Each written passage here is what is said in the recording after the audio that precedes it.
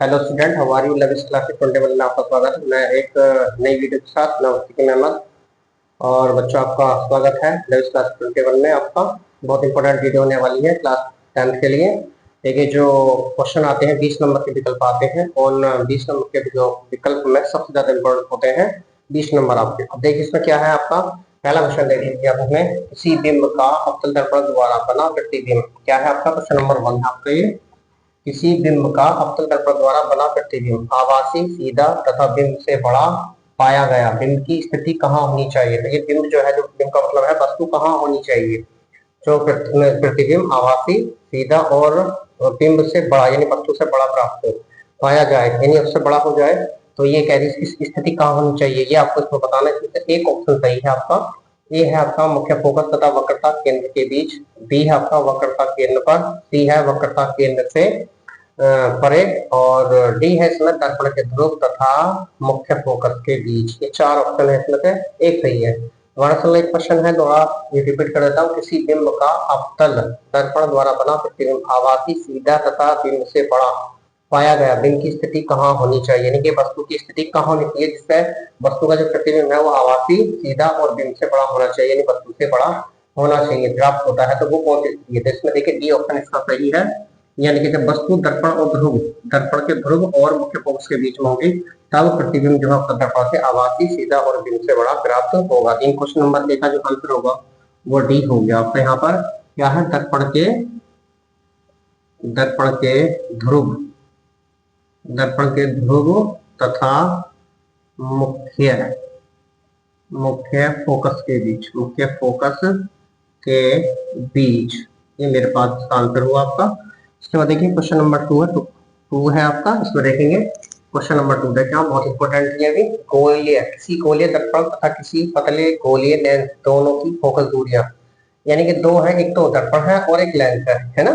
तो यहाँ पे कह रहा है किसी गोलीय दर्पण तथा किसी पतले गोलीय लेंस दोनों की फोकस दूरियां -15 सेंटीमीटर है। तो दर्पण तथा लेंस संभवतः है, यानी वो क्या होंगे, यानी कि लेंस गोलीय लेंस है उसकी भी फोकस दूरी -15 है, और दर्पण है उसकी भी गोलीय दर्पण है उसकी भी फोकस दूरी -15 है। तो हमारे पास ये बताना है कि दोनों अवतल है, दोनों अवतल है, दर्पण अवतल है तथा लेंस अवतल है, और डी है इसमें दर्पण जो है अवतल और तथा लेंस अवतल है।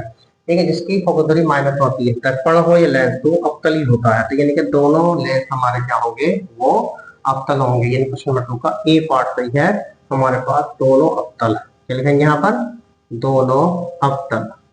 ठीक है, अवतल लेंस हो या अवतल दर्पण हो, आपका दोनों की फोकस दूरी ऋणात्मक होती है। ध्यान रखना इसमें। क्वेश्चन नंबर 3 देखें, बहुत इंपोर्टेंट है आपका। अवतल दर्पण के सामने स्थित, यानी अवतल दर्पण है उसके सामने स्थित किसी बिंदु से गुजरने वाली प्रत्येक प्रकाश की किरण दर्पण से परावर्तन के बाद वापस उसी बिंदु से पुनः गुजरती है।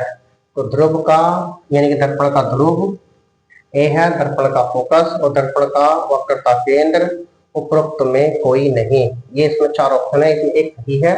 क्वेश्चन कह रहा है आपका दर्पण के सामने स्थित किसी बिंदु से, यानी आपका दर्पण रखा उसके सामने कोई बिंदु है, से गुजरने वाली प्रत्येक प्रकाश की किरण दर्पण से परावर्तन के बाद वापस उसी बिंदु से पुनः गुजरती है। वो कौन सा पॉइंट है? वह दर्पण का वक्रता केंद्र, यानी कि सी सही है आपका।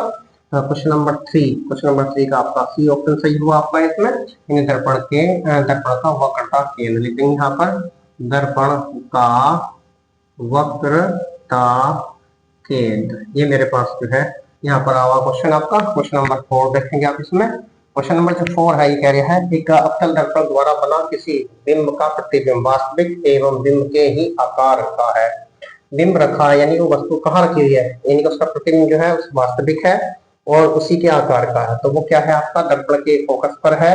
बी है दर्पण के वक्रता केंद्र एवं फोकस के बीच। सी है दर्पण के वक्रता केंद्र पर, और डी है दर्पण के वक्रता केंद्र एवं अनंत के बीच। तो इसका ऑप्शन जो है वो सी है। क्वेश्चन नंबर 4 का आंसर जो है, क्वेश्चन नंबर 4 का आंसर हमारे पास सी पार्ट है इसका। सी है दर्पण के वक्रता केंद्र पर। क्या है आपका? दर्पण के वक्रता केंद्र पर, कर्वेचर सेंटर है आपका ये। उसके बाद देखिए क्वेश्चन नंबर 5 है आपका इसमें। क्वेश्चन नंबर 5 है आपका, देखिए यहाँ से क्वेश्चन नंबर 5 है हमारे पास, लास्ट है। पानी से भरे कांच के एक बीकर में रखा नींबू पार्श्व से देखने पर अपने वास्तविक आकार से बड़ा प्रतीत होता है। इसके लिए उत्तरदायी प्रकाशीय परिघटना है। नंबर 1 परावर्तन, नंबर 2 ध्रुवण, नंबर 3 है आपके सी है आपका प्रकीर्णन और डी है अपवर्तन। तो इसका भी क्वेश्चन नंबर 5 का जो आंसर है वो डी सही है। ये सब प्रक्रिया हमारे अपवर्तन में होती है, जैसे मैंने आपको पढ़ा चुका हूँ पहले भी। तो ये सारी कंडीशन यानी कि जो होती है, ये पानी से भरे कांच के बीकर में रखा नींबू वास्तव से देखने पर अपने वास्तविक आकार से बड़ा दिखाई देता है। तो इसके लिए जो प्रकार से घटी घटना होती है वो होती है अपवर्तन। ठीक है, तो ये था आज की वीडियो थी हमारे पास, अभी कंप्लीट हुई आपकी है, बहुत इंपॉर्टेंट है। आपसे गुजारिश है हमारे चैनल को सब्सक्राइब करें, लाइक करें, शेयर करें। धन्यवाद।